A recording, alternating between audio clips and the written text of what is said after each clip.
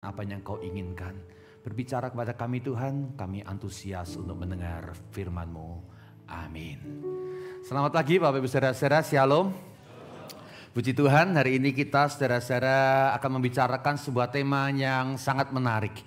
Yaitu melayani sebagai seorang murid. Melayani sebagai seorang murid. Bapak Ibu, ini adalah dua konsep yang penting yang jarang digabungkan, saudara. Kita tahu bahwa kita dipanggil Tuhan untuk melayani Tuhan. Dan kita juga tahu kita dipanggil menjadi seorang murid. Namun jarang saudara-saudara membicarakan mengenai pelayanan dikaitkan dengan pemuridan. Dan hari ini saudara-saudara dua konsep yang penting ini kita akan gumulkan bersama-sama. Bagaimana saudara-saudara memandang pelayanan di dalam konteks pemuridan. Melayani sebagai seorang murid. Mari kita melihat akan bagian firman Tuhan, Yohanes 12 ayatnya yang ke-26. Yohanes pasal yang ke-12 ayatnya yang ke-26. Yang sudah menemukan boleh katakan yoi. Yang sudah ketemu, kalau belum ketemu jangan ya. Oh, ketemunya di layar boleh ya. Iya di gereja aja bohong katanya, apalagi di luar nanti ya. Oke, Yohanes 12 ayat yang ke-26 akan saya bacakan untuk kita. Firman Tuhan berkata demikian. Barang siapa melayani aku, ia harus mengikut aku. Dan di mana aku berada, di situ pun pelayanku akan berada. Barang siapa melayani aku, ia akan dihormati Bapa. Saya ulangi sekali lagi saudara-saudara, dikatakan barang siapa melayani aku, ia harus mengikut aku. Kata mengikut di sini, saudara-saudara, di dalam bahasa Greka menggunakan kata akoluteo. Kata akoluteo adalah sebuah kata yang khusus, saudara-saudara. Berbeda dengan erkomai. Kalau erkomai itu cuma mengikut dalam artian, saudara-saudara, ya cuma ada berdiri di belakangnya saja. Namun kalau akoluteo, saudara-saudara, berbicara mengenai being in the same way with someone.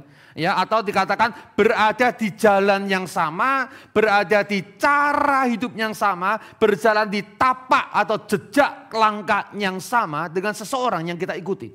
Following in his steps and imitating his way of life. Ya, dikatakan saudara-saudara kita mengikuti tepat berada di jejak kaki daripada sang guru itu dan kemudian meniru, menduplikasi apakah yang namanya the way of thinkingnya, apakah yang namanya the way of life-nya saudara-saudara kita ikutin persis. Makanya saudara-saudara di dalam perjanjian baru kata akoluteo dikaitkan dengan ketat dengan yang namanya perintah pemuridan atau discipleship.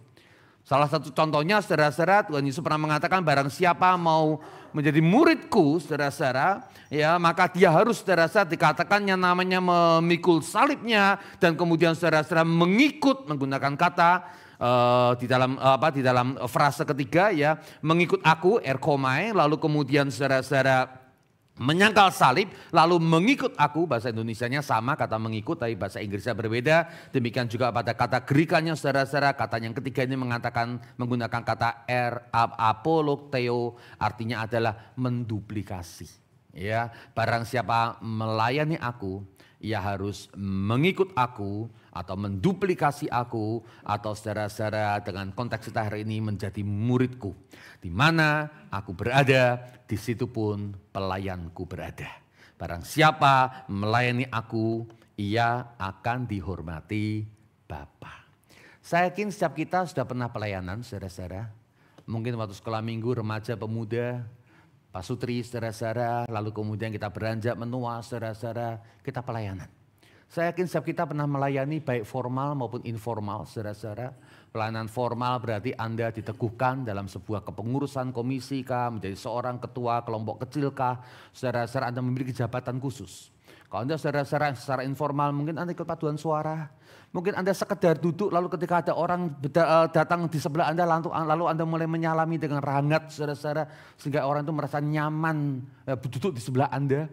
Karena kadang-kadang orang saudara duduk sebelahnya ini kok diam-diam gitu ya. Ya kita rasa apa ya, nggak nyaman ya karena rasanya kok jadi ada jarak gitu ya.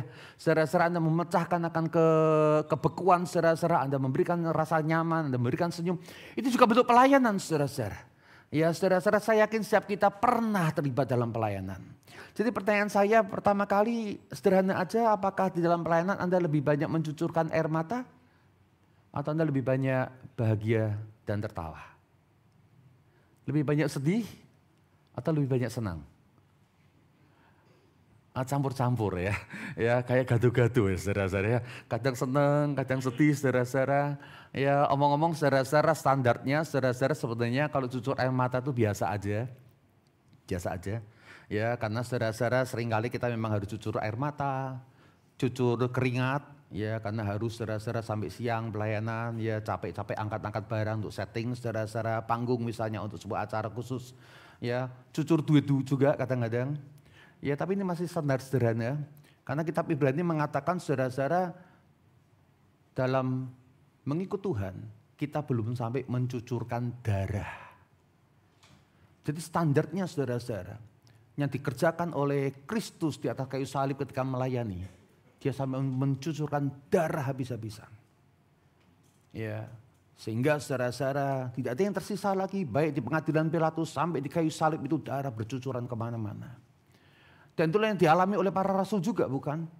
Ketika mereka melayani Tuhan, saudara-saudara mereka enggak pusing masalah cucur keringat, masalah cucur air mata. Mereka saudara-saudara siap sampai cucur darah. Gereja mula-mula saudara-saudara adalah perkara yang sama, mereka siap saudara-saudara memberikan segala-galanya di dalam pekerjaan Tuhan. Jadi cucur air mata itu biasa saudara-saudara. Ya, atau Anda saudara-saudara lebih banyak untuk sukacita, ya Anda lebih banyak untuk ya dia kadang-kadang lari-lari, sukacita, tertawa dan tersenyum. Nah saudara-saudara dalam pekerjaan Tuhan, dalam melayani saudara-saudara kita seringkali punya sebuah konsep yang memang harus sedikit dikoreksi. Kita punya banyak lagu membicarakan tentang sukacita melayani, ya apa namanya,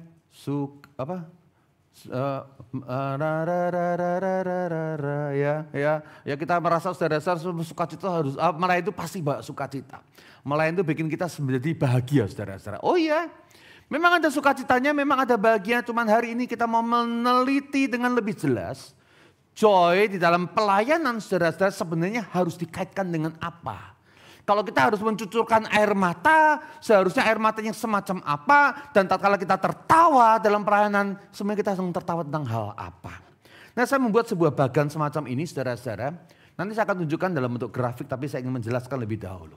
Journey of Serving God, saudara-saudara, perjalanan kita di dalam melayani Tuhan dikaitkan dengan joy over time, dikaitkan dengan sukacita yang kita dapatkan sementara kita melakukan journey ini, saudara-saudara. Saya bagi menjadi 5 tahapan. Tahapan pertama adalah kalau Anda melayani sebagai seorang apprentice, sebagai seorang magang, sebagai seorang yang sekedar ikut-ikutan pelayanan. Nah saya yakin banyak kita ketika melayani, saudara-saudara, kita pada level dimulainya pada level apprentice ini. Sebuah level di mana kita saudara-saudara ketika diajak pelayanan, yuk kita besuk yuk, kita seneng. Ketemu teman, saudara-saudara ngobrol-ngobrol, ya kemudian kita besuk saudara-saudara pulangnya jajan. Wah tambah happy saudara-saudara ya. Ya lalu kemudian kita pelayanan saudara-saudara, kita dapat kesempatan untuk diafirmasi akan karunia kita divalidasi saudara-saudara, mendapatkan tempat saudara-saudara, kita merasa senang. Ternyata saya bisa diapresiasi oleh teman-teman saya. Saudara-saudara di level apprentice, saudara-saudara kita mendapatkan yang namanya sukacita karena ada banyak penghormatan dan sukacita melalui interaksi-interaksi yang kita lakukan di dalam pekerjaan Tuhan. Namun kalau kita berpikirkan dengan baik, sebenarnya saudara-saudara sukacita di dalam level apprentice adalah sukacita yang berfokus pada diri sendiri bukan? Kita sedang berpikir ketika saya melayani, saya dapat sesuatu. Saya punya teman, di rumah saya bosen, liatin anak saya, liatin suami istri saya, ya ada persekutuan doa, saya mau doa, pelayanan. Namun tersembunyi di balik itu saudara-saudara, sebenarnya kita melayani karena kita sedang mendapatkan keuntungan, kesenangan atau benefit. Nah di level ini saudara-saudara makanya sukacita kita akan naik turun. Sangat dalam saudara-saudara. Kenapa saudara-saudara? Karena ketika suasana menyenangkan kita ikut senang pelayanan, ketika saudara-saudara pelayanan menjadi membosankan kita ikut bosan, ketika ada konflik saudara-saudara kita mengundurkan diri dalam pelayanan karena semuanya sebenarnya diukur dari diri sendiri. Level kedua adalah awakened. Sebuah level di mana kita mulai tersadar. Kenapa pelayanan saya kita lakukan dengan cara yang sebenarnya diukur oleh diri sendiri. Bukankah pelayanan namanya pelayan, ngerti maksudnya pelayan? Ada majikan atau Tuhan yang sedang kita layani, yaitu Tuhan sendiri. Dan seorang pelayan adalah tugasnya menyenangkan tuannya.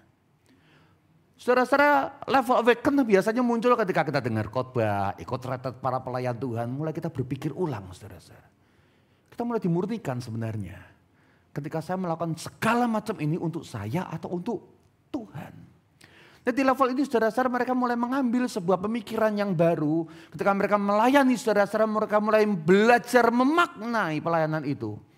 Dari apakah Tuhan yang disenangkan atau sebenarnya saya sedang mencari keuntungan di balik semua kesibukan saya. Di level ini saudara-saudara pelayanan menjadi sedikit lebih menyedihkan. Karena Anda tidak berpikir untuk diri Anda berpikir untuk semuanya untuk orang lain.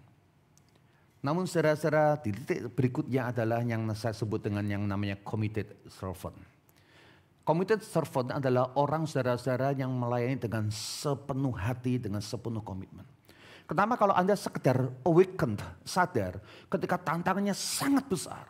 Anda difitnah, Anda disalah mengerti, Anda memberikan yang terbaik, berkorban luar biasa. Ujungnya adalah orang iri pada Anda. Saudara-saudara yang awaken sekalipun saudara-saudara. Akhirnya mereka mulai berpikir saudara-saudara, aduh kalau pelayanan demikian susah. Mendingan saya tinggalkan pekerjaan Tuhan. Ada banyak yang saya bisa kerjakan.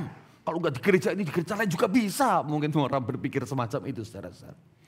Dan di dalam pergumulan itu saudara-saudara, ketika kita membawa kepada Tuhan, Tuhan pasti akan memberikan peneguhan yang membuat kita pada akhirnya pada satu titik yang namanya adalah committed. Apapun yang terjadi, saya akan tetap melayani. Bagaimanapun keadaannya, Tuhan saya adalah hamba-Mu, uji saya akan tetap melayani Tuhan. Orang-orang di level ketiga saudara-saudara adalah orang-orang yang setia, orang-orang saudara-saudara yang siap bayar harga. Cuman konsepnya adalah antara tuan dan hamba sebenarnya. Konsepnya saudara-saudara adalah kewajiban. Saya percaya saudara-saudara pekerjaan Tuhan, pelayanan harus dikerjakan dengan hati yang penuh dengan syukur.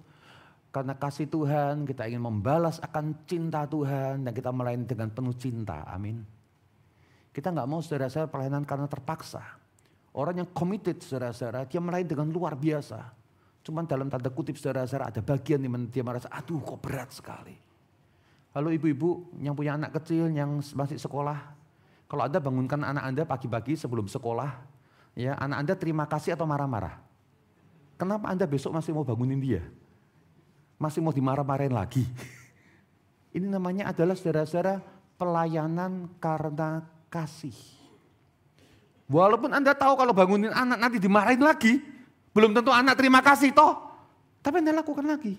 Anda lakukan lagi. Kenapa? Karena Anda sayang melayani anak Anda.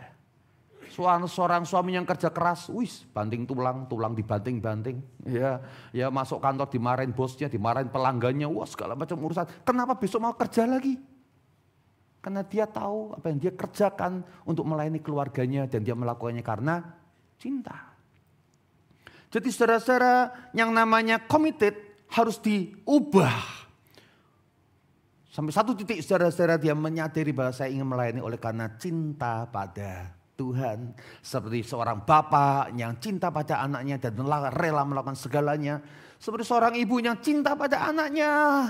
Dan tengah malam harus bangun untuk boleh menyiapkan anaknya kalau anaknya ternyata tidak bisa tidur dan kemudian harus ditemenin. Saudara-saudara karena cinta. Dan itulah yang kemudian masuk pada level yang keempat yang saya sebut sebagai called servant. Seorang pelayan yang dipanggil secara pribadi. Bukan cuma ayo semuanya pelayanan. Dia mulai melihat saudara-saudara bagaimana Tuhan memberikan karunia khusus pada dia. Dan karunia itu dihargai oleh Tuhan dan dia ingin saudara-saudara untuk memberikannya kepada Tuhan. Dia mulai menyadari saudara-saudara bahwa panggilan saya dalam sebuah situasi yang tertentu saudara-saudara adalah ambil bagian dalam sebuah tanggung jawab yang spesifik. Saya punya banyak waktu luang. Di dalam masa-masa ini saya punya kesempatan untuk lebih banyak WhatsApp teman-teman yang gak datang ke gereja. Saya punya kesempatan untuk yang namanya mengunjungi mereka, saudara-saudara yang jarang dikunjungin. Sebuah panggilan pribadi bahwa Tuhan mempercayai saya. Dan itu adalah sebuah kehormatan buat saya untuk bekerja bagi kemuliaan Tuhan. Dan kalau Anda saudara-saudara melewati yang namanya personal calling ini saudara-saudara, maka Anda akan dimampukan untuk masuk pada level devoted. Anda melayani, Anda mengabdi dengan sungguh-sungguh penuh cinta. Dengan sungguh-sungguh saudara-saudara, Anda melepaskan semua benefit yang Anda dapatkan ketika Anda apprentice. Dan semata-mata ingin memberikan kebahagiaan saudara-saudara kepada dia yang kita layani. Anda punya asisten rumah tangga? Kalau Anda punya asisten rumah tangga, saya mau tanya. Ya, asisten rumah tangga Anda, saudara-saudara harus menyenangkan Anda atau menyenangkan diri Anda? Dirinya sendiri. Ada enggak kalau kita bilang, Bi tolong bikinan makanan. Lalu bibi kita bilang, saudara-saudara, lagi malas nyonya. Mau tidur dulu nyonya aja bikin sendiri. Ada enggak yang gitu? Wah dipecat saudara-saudara. Karena ketika dia saudara-saudara masuk saudara-saudara, dia tahu bahwa dia sebenarnya adalah tugasnya melayani. Namun dalam bagian ini sekali lagi karena dia saudara melayani dengan penuh cinta. Jadi saya bikin grafik yang semacam ini. Saudara-saudara di level apprentice saudara-saudara, kita tuh melayani karena memang ada sukacitanya. Quote in quote maaf, kebanyakan buat diri sendiri sebetulnya. Kita memanfaatkan pelayanan. Di dalam situasi sosial politik sekarang ini jualan agama. Di dalam saudara-saudara pelayanan motifnya tidak murni, ada motif pribadi. Dia melayani dan biasanya di atas 50% lah sukacitanya. Karena kalau sukacitanya terlalu jatuh, dia akan tinggalkan pelayanan. Enggak menyenangkan pelayanan. Orang-orangnya menjengkelkan. Dikasih tugas yang susah-susah sama saya. Yang enak-enak sama orang lain. Wah, kalau saudara-saudara pelayanannya membosankan, merugikan, dia akan tinggalkan pelayanan. Dia jaga saudara-saudara, kalau pelayanan ya masih ada senangnya. Nah saudara-saudara ketika kemudian pelayanan itu berjalan dan kemudian dia mendapatkan kesempatan untuk boleh mendengarkan kebenaran firman, dibentuk saudara-saudara di dalam camp kah, retret kah, diskusi dengan teman-temannya saudara-saudara. Biasanya muncul ketika apa? Ketika mulai level di sini sudah mulai hancur nih. Sudah mau tinggalkan pelayanan, pendeta datang ya. Atau semua rata-rata sudah mulai lemes pelayanannya, dibikinkan camp retret, mulai digugah. Dan mereka saudara-saudara mulai menyadari bahwa pelayanan bukan tentang saya, namun tentang Tuhan. Dan mereka adalah orang yang mulai berani bayar harga. Saya pelayanan kalau toh sulit, kalau toh mengalami banyak masalah, saya akan tetap bertahan. Karena pelayanan bukan tentang saya, namun tentang Tuhan, saudara-saudara. Tentang Tuhan. Ya, tapi masih belum maksimal. Kenapa saudara-saudara? Karena saudara-saudara, karena ketika masalahnya lebih besar. Jadi begini, orang itu berkorban dalam pelayanan pasti ada. Tapi biasanya kita tuh berkorbannya tuh terukur. Kalau saya pelayanan cuman jajak traktir orang satu mobil ya paling-paling 300-500 ribu saya siap deh. Tapi kalau keluar uangnya sampai jutaan saya nggak siap. Hitung-hitungan. Kalau saya pelayanan ya ada temennya saya mau deh. Kalau pelayanan teman saya nggak mau ikut ya ngapain. Saya harus berjuang sendirian. Mesti ada hitung-hitungannya. Nah kalau committed saudara-saudara. Ketika dia menyadari bahwa saya dipanggil untuk melayani dan saya mau melayani dengan sungguh. Dia saudara-saudara walaupun kondisinya sangat sulit. Karena dia mau jaga komitmennya kepada Tuhan. Dia saudara-saudara tetap pelayanan walaupun situasinya tidak menyenangkan. Ya ini committed saudara-saudara ya. Ketika mereka menyadari akan panggilan Tuhan. Merasa sungguh-sungguh dipercaya. Ya dia mulai saudara-saudara level bahagianya berbeda. Halo? Yang menarik di sini adalah Anda lihat saudara-saudara. Saya masuk di bagian sini aja deh boleh. Saudara-saudara sebenarnya saudara-saudara kalau Anda perhatikan dengan baik. Sebenarnya di level apprentice ini kita sebenarnya sedang melakukan yang namanya ministry as ego fulfillment. Pelayanan sebagai apa? Pemenuhan kepuasan diri sebetulnya. Saya yakin Tuhan mengasihi Anda, amin. Dan karena Tuhan mengasihi Anda, Tuhan tidak ingin membiarkan hidup Anda saudara-saudara tetap pada situasi dikuasai oleh ego. Karena Tuhan mengasihi Anda, maka Tuhan ingin membentuk Anda. Dan cara Tuhan untuk membentuk Anda adalah Tuhan memberikan kesempatan untuk mengalami gesekan dalam pelayanan. Disalah mengerti. Supaya Anda menyadari bahwa pelayanan bukan tentang diri saya, tapi tentang Tuhan. Dan bagaimana Tuhan memakai saya untuk jadi berkat. Semua ini saudara-saudara adalah sesuatu yang membuat ego kita memberontak. Kenapa ya kok susah ya? Kok gak ngerti ya? Saya sudah lakukan semuanya tapi tetap aja orang gak ngerti. Sebenarnya adalah pemberontakan ego. Dan kalau ego kita saudara-saudara akhirnya berhasil untuk kemudian dibentuk, diasah, dihancurkan. Ini waktunya di mana pemuritan baru terjadi. Saudara-saudara, pemuritan itu terjadi ketika kemudian ego kita semakin hilang dan Tuhan semakin nyata. Makanya kalau kita punya persoalan dalam pelayanan, puji Tuhan, katakan sama-sama puji Tuhan. Karena Tuhan sayang sama Anda dan Tuhan masih ingin membentuk Anda. Kalau Anda selalu saudara-saudara di level yang pertama, Anda harus bertanya-tanya, kenapa kok saya cuma dapat sukacitanya saja, tapi nggak ada pembentukannya. Nggak ada pembentukannya. Saudara-saudara, pemuritan dikaitkan dengan keserupaan dengan Kristus. Dan saya berani katakan bahwa pembentukan yang paling efektif untuk kita menjadi serupa Kristus adalah melalui keterlibatan di dalam pelayanan. Anda nggak akan mendapatkan pembentukan yang serupa ketika Anda ada di dunia. Anda saudara-saudara kalau marah Anda keluarkan marahnya.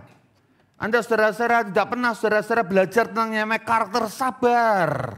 Karena kalau Anda ketemu dengan karyawan Anda atau ketemu dengan anak, suami istri deh. Anda bisa melampiaskan segala macam yang ada di dalam pikiran dan hati Anda. Dan Anda membuangnya namanya kesabaran. Coba Anda pelayanan. Mau nggak mau Anda harus belajar apa? Sabar. Ya ampun. Ya ibu ini udah dikunjungin supaya ikut kelompok kecil. Udah diteleponin nggak datang-datang. Besok saya mau kunjungin lagi. Sabar. Belajar ramah. Senyum. Saudara, Anda di luar sana dengan orang dunia, Anda kesel sama orang, kasih aja muka paling jelek di dunia. Karena Anda berhak untuk menyampaikannya, bukan? Coba Anda jadi asyir. Muncul orang yang Anda sebel sama dia. Nah, itu baru bergumul. Ya, cara pertama munafik. Munafik itu berarti Anda nggak suka tapi Anda tetap senyum. Cara kedua Anda belajar untuk mengalami proses pembentukan. Tuhan, kenapa saya harus sebel sama orang ini? Prosesnya berat. Saya mau untuk buang sebel saya dan berikan senyum yang paling ramah dengan tulus. Anda, halo ibu, selamat pagi. Bergumul, namun Anda sedang dibentuk untuk memiliki karakter Kristus. Ramah. Anda disalah mengerti. Pelayanan paling banyak kita mengalami salah mengerti. Anda di kantor Anda bisa bikin saudara-saudara sebuah nota, Anda bikin Anda bisa saudara-saudara minta sebuah rapat. Di gereja diomong jadi masalah, dipendem. Udah kayak tumpukan sampah ini ya, hati kita ya. Namun Anda belajar saudara, sekali lagi apa? Menguburkan ego. Sekali lagi apa? Kita sedang yang namanya ego kita ketika memberontak saudara-saudara. Ini kesempatan di mana Tuhan sedang membentuk, mengasah kita, menghancurkan bahkan ego kita. Supaya kemuliaan Tuhan nyata. Dan di dalam pelayanan dan sekali lagi paling efektif justru ketika kita terlibat dalam pelayanan. Karakter kita akan dibentuk saudara. Saudara, ketika Anda pelayanan Anda baru mengerti apa artinya pelayanan seperti Kristus melayani. Orang-orang yang punya jabatan dalam pelayanan, biasanya nggak perlu dikasih perhatian, semua sedang kasih perhatian. Orang-orang yang tersisih, terpinggirkan, jarang ada yang perhatikan. Dan kita dipanggil untuk melayani mereka yang terpinggirkan. Ini pelayanan, saudara-saudara. Ada banyak yang kita kerjakan, saudara-saudara, untuk menyentuh akan pribadi orang. Ini pelayanan. Saudara-saudara, kita belajar untuk seperti Kristus yang rela berkorban. Dia memberikannya namanya all out. Segala apa yang dimiliki oleh Kristus, saudara-saudara, diserahkan kepada kita manusia karena dia melayani manusia dengan penuh kasih. Kita belajar berkorban. Dan kita belajar untuk mengenakan misi Kristus menjadi misi kita. Makanya hidupku bukanlah aku lagi, melainkan Kristus. Ketika Paulus mengatakan hal itu di surat Galatia, dia masuk pada level, saudara-saudara, misi Kristus adalah misi hidup saya. Dan dalam situasi macam itu dia nggak peduli lagi dengan omongan orang. Di surat Korintus, saudara-saudara, Paulus berkata, saya nggak peduli pengadilan manusia atau saya nggak mempedulikan yang namanya penilaian orang. Orang bisa salah mengerti tentang saya. Ya, kalau saya menyenangkan dia akan baik-baik sama saya. Kalau saya lakukan semuanya buat Tuhan tapi orang tersinggung, maka orang akan blaming itu apa? Dia akan tuduh saya yang enggak, segala macam yang tidak ada. Saya enggak peduli karena yang saya pedulikan adalah Kristus. Saya siap untuk dinilai oleh Kristus sendiri. Dan levelnya berbeda. Dia masuk pada sebuah level, saudara-saudara, yang namanya panggilan itu sekarang adalah, pelayanan adalah sebuah panggilan. Bahkan dia devoted, saudara-saudara. Dia mempersembahkan hidupnya untuk melayani Tuhan, saudara-saudara. Jadi kita masuk pada sebuah level yang namanya ini adalah ministry as ego fulfillment. Yang bagian ini ministry as God's formation. Anda sedang dibentuk oleh Tuhan untuk menghancurkan ego Anda dan memunculkan Kristus yang ada di dalam diri kita. Dan kalau ini kita lewat, saudara-saudara, sampai titik balik ini, kita akan mulai memahami ministry as expression of love.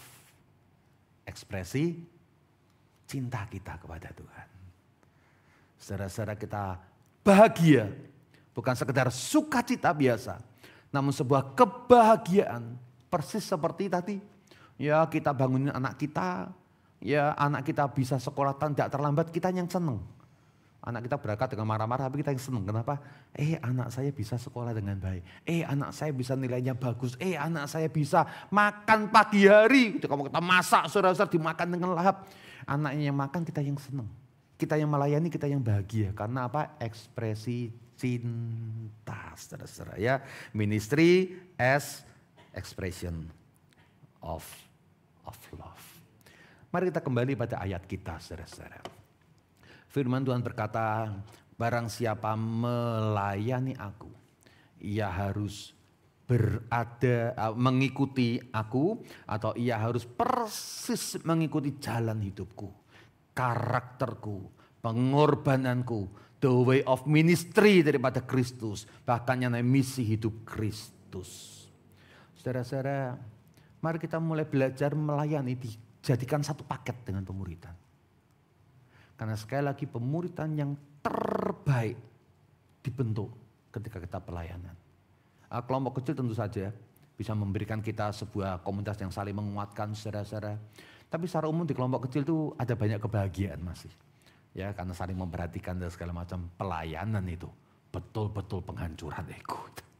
Ya, kalau nggak percaya, ayo sini ikut pelayanan, saudara-saudara. Satu kali seorang jemaat saya datang sama saya. Bukan satu kali, berkali-kali dia datang. Tiap kali datang sama saya, dia bukan ngomong pelayanan, ngomongin pelayanan. Tahu bedanya nggak? Kalau ngomong pelayanan, ada pelayanan gini, ngomongin. Itu WL-nya jelek itu. Ya kemarin acaranya gimana sih persiapannya kok gini. Aduh jangan pagi lagi Pak pengkhotbahnya itu bikin kita ngantuk. Segala macam diomongin. Berkali-kali datang, saudara-saudara ngomongin pelayanan. Capek juga saya ya. Ya pertama kali saya dengar dengan penuh empati, saudara-saudara. Ujungnya ini orang memang harus belajar tentang apa artinya pelayanan. Sekarang saya panggil dia. Pak ada waktu enggak? Kenapa? Yuk ngobrol yuk, ayo. Nah, datang sama saya dia ngobrol, saudara-saudara. Selesai dia ngomong, saya sampaikan beberapa hal. Lalu saya ngomong begini, saudara-saudara. Tahu nggak bedanya penonton dengan pemain? Kalau dia tim bola, sepak bola, ya penonton itu kalau lagi mainkan bola, pemainnya main bola mainnya buruk. dia akan omongin para pemainnya. Mainnya jelek, mana sih kaptennya gak ngatur, pelatihnya gimana, tuh harusnya kan di depan, kenapa malah dia ngomong aja. Dia mentertawakan, dia mencibir para pemainnya. Nah, coba Bapak ikut jadi pemain, lihat timnya jelek, apa yang Bapak lakukan? Bapak akan menangis bersama dengan kita para pemain. Pak, kalau Bapak belum ikut pelayanan, Bapak cuma mentertawakan kita. Mari ikut dengan kami, gabung dulu dengan pelayanan. Begitu Anda pelayanan ikut, baru Anda mengerti yang namanya menangisi pelayanan. Kalau engkau sudah pada level menangisi pelayanan, Bapak ngomong apa saja saya dengar. Karena kita satu tim untuk mengerjakan yang terbaik buat kerajaan Allah. Dia diam, saudara-saudara. Minggu depannya, hari Minggu dia datengin saya. Pak David, kenapa? Mau ngomong apa? Saudara siap-siap mau ngomong apa? Toh dia bilang, saudara-saudara, ada enggak tempat di mana saya bisa pelayanan? Nah, ini bagus, saudara-saudara. Sampai satu level, satu titik. Di mana Tuhan berada, di situ aku mau berada. Jangan cuma lihat dari jauh. Menurut Anda, kalau di dalam dunia ini ada demikian banyak orang yang belum percaya, dan kemudian kita sebagai gereja Tuhan, tubuh Kristus dunia, masih belum melakukan tindakan apa-apa. Menurut Anda Tuhan cuma nonton lalu mencibir gereja? Atau Tuhan akan bekerja secara bersama-sama dengan kita? Ya, kau menangis akan kondisi dunia ini dan ia ingin bekerja lebih banyak lagi untuk boleh menyelamatkan orang. Saya yakin Tuhan bukan penonton di dalam dunia ini. Dia bekerja dan aktif bekerja, menggerakkan orang-orang pilihannya Anda dan saya untuk terlibat dalam pekerjaan Tuhan. Di mana Kristus berada, di situ kita harus berada. Kalau Anda melihat gereja kita, saudara-saudara, ada banyak pos yang kosong, harusnya ini ada yang bisa support ini, ada yang support konsumsi, ada support multimedia, ada support ini, dan banyak yang kosong, saudara-saudara. Saya yakin Tuhan ingin menggerakkan saudara-saudara akan tubuhnya untuk mengisi pos-pos yang kosong itu. Dan di mana Kristus berada, disitulah pelayanmu berada. Kecuali Anda bukan pelayan Tuhan, yang tidak siap untuk bayar harga seorang murid, maka Anda akan cuma sekedar melihat dari jauh dan sekedar bicara. Dan ketika Anda menyadari situasi, bagaimana kerajaan Allah harus dikembangkan, bagaimana ada banyak saudara-saudara pos-pos pelayanan yang bisa kita berkontribusi sana, maka kita akan mendapatkan panggilan. Barang siapa melayani aku, saya akan mengikut di mana Kristus berada. Dan di mana aku berada, di situ pun pelayanku akan berada. Dan untuk mendapatkan konteks yang lebih kuat saudara-saudara tentang ayat 26 ini, saya akan tunjukkan saudara-saudara sebenarnya ayat ini dimulai dari ayat 24 sampai yang ke-28. Berbicara mengenai pertukaran dari yang namanya ego fulfillment, mengalami yang namanya pembentukan daripada Tuhan, saudara-saudara, ego transformation ini, sampai akhirnya menjadikan pelayanan sebagai ekspresi cinta, saudara-saudara. Bagaimana kemudian kita, saudara-saudara, bisa melayani sebagai bentuk pemuritan, penghancuran ego, penguburan ego, sampai akhirnya digantikan dengan Kristus yang ada di dalam diri kita. Konteks ayat 26 sebenarnya dikaitkan dengan ayat 24. Perhatikan saudara-saudara. Aku berkata kepadamu, sesungguhnya jikalau biji gandum tidak jatuh ke dalam tanah dan mati. Jadi konteksnya saudara-saudara bukan sekedar saudara-saudara kita pelayanan yang ya berapa banyaklah saya siap untuk terlibat lah. Namun dikatakan konteksnya adalah biji gandum itu dikatakan harus jatuh ke dalam tanah dan mati. Karena jikalau biji gandum itu tidak jatuh ke dalam tanah dan mati, ya tetap satu biji saja. Tetapi jika ia mati keinginannya, ia mati ambisi pribadinya di dalam ladang Tuhan, ia mati yang namanya cari kesenangannya, ia akan menghasilkan banyak buah. Jemaat disentuh ikut bahagia. Anda hadir, dia mendapatkan berkat, percakapan Anda membangun, menguatkan saudara-saudara. Ketika Anda sharing saudara-saudara, dia mendapatkan nasihat. Ia akan menghasilkan banyak buah. Kalau kita tidak mati ego kita, pelayanan kita saudara-saudara hanya menghasilkan saudara-saudara kepalsuan belaka. Barang siapa mencintai nyawanya, ia akan kehilangan nyawanya. Barang siapa tidak mencintai nyawanya di dunia ini, ia akan memeliharanya untuk hidup yang kekal. Lalu dilanjutkan, barang siapa melayani aku. Jadi rupanya konteks kematian ego saudara-saudara dikaitkan dengan pelayanan. Ia harus menjadi murid dalam artian akoluteo, saudara-saudara, mengikuti akan jejak sang guru kita. Ia harus mengikut aku, manapun aku berada, di situ pun pelayanku akan berada. Jadi mari kita saudara-saudara antusias dalam pelayanan. Sampai level saudara-saudara pembentukan itu selesai. Dan sampai kita mulai menikmati, kita enjoy, kita menerima joy dalam pelayanan. Sekarang joy yang tulus, yang murni, yang dari Allah.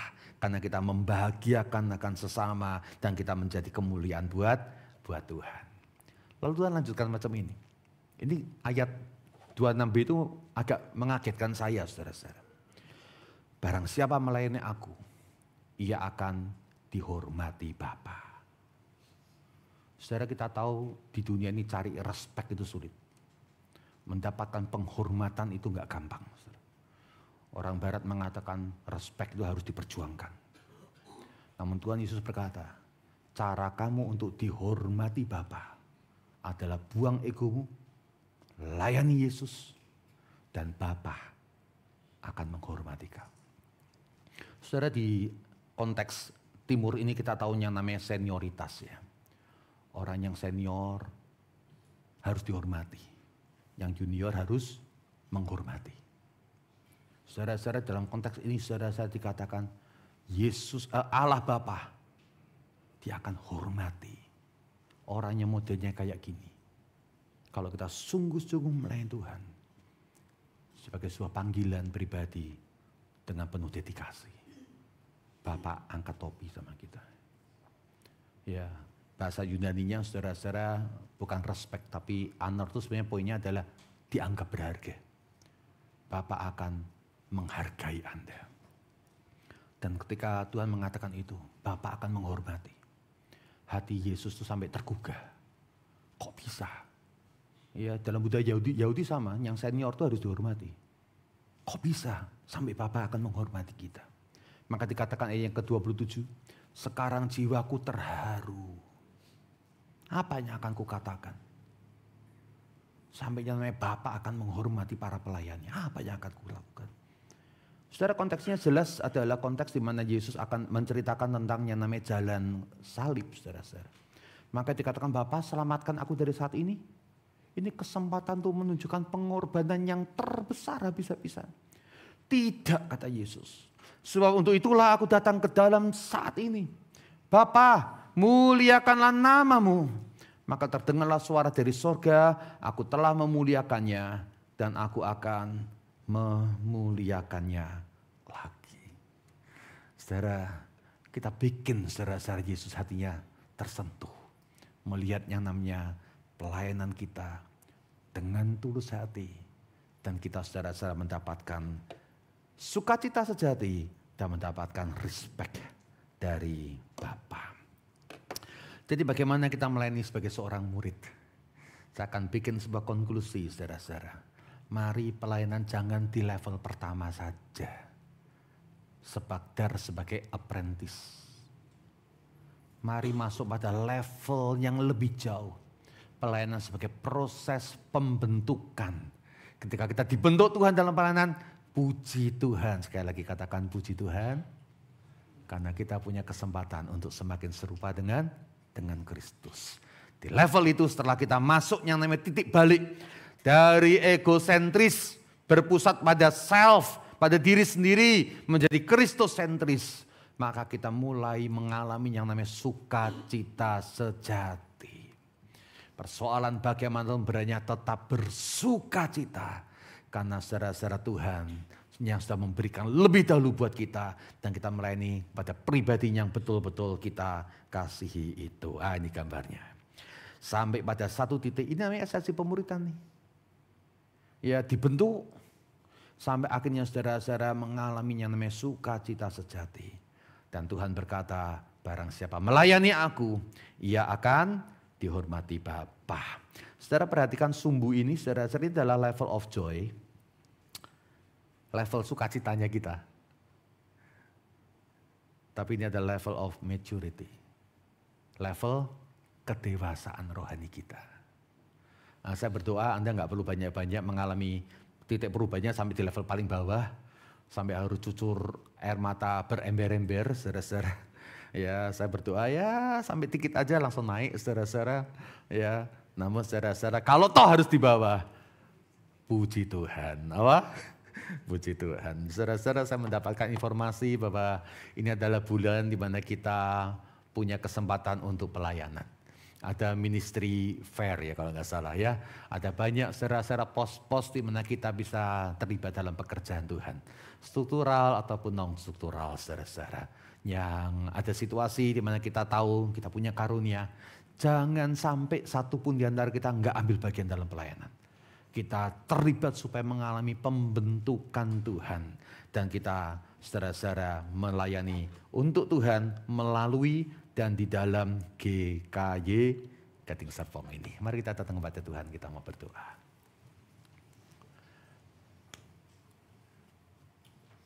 Terima kasih Tuhan karena Engkau memberikan kami sebuah instrumen yang luar biasa.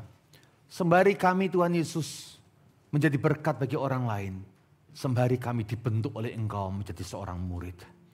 Tuhan kami berdoa biarlah kami menjadi seorang murid yang setia sama seperti kami menjadi seorang pelayan yang setia. Kami menjadi murid sejati Tuhan yang mengasihi Sang Guru, demikian kami menjadi seorang pelayan Tuhan. Yang melakukan segala sesuatunya oleh karena kasih kami kepadamu. Hari ini aku berdoa sebagai seorang hamba Tuhan bagi setiap kami yang terlibat dalam pekerjaan Tuhan. Dan ada masa-masa di mana kami mengalami gesekan, konflik di suatu situasi yang tidak dimengerti. Iri hati melanda akan hidup kami, akan dari teman-teman kami ada banyak perkara Tuhan Yesus yang kami sudah lakukan, korbankan untuk Engkau Tuhan. Namun halnya yang datang kepada kami seringkali berkebalikan dengan apa yang telah kami lakukan. Aku berdoa di dalam nama Tuhan Yesus Kristus, Maria Roh Kudus Engkau kuatkan kami.